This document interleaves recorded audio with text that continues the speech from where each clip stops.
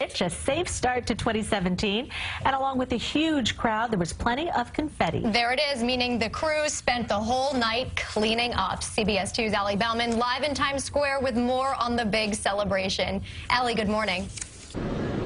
Good morning and Happy New Year. Now, the sanitation department is just kind of finishing up here after more than 7 hours of sweeping the streets. And for all those employees, what a productive way to start out the new year. And you know what? This might be just the cleanest we see Times Square all year.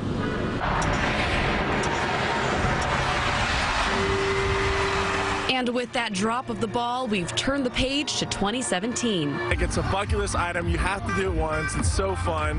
The energy here is like out of control. You're just like with tons of other crazy people. It's totally worth it. Crowds in Times Square certainly had been waiting long enough. Some had been standing in the viewer pens since 8 o'clock Saturday morning. A couple of pairs of socks, long johns, gloves, layers, that's all you need.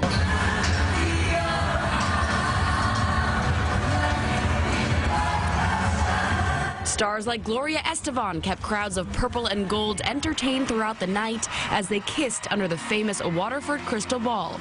A fun and safe celebration thanks to the 7,000 NYPD officers patrolling the area in the streets, on rooftops, and with explosive sniffing dogs.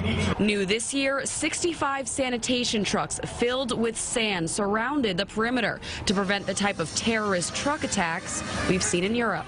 The most important thing is we just can't pay attention to what happens in New York or just in the United States. We have to pay attention to what's going on worldwide. So we've made a couple of changes this year to make sure we keep the people of this great city safe. And their efforts were felt by the millions of revelers.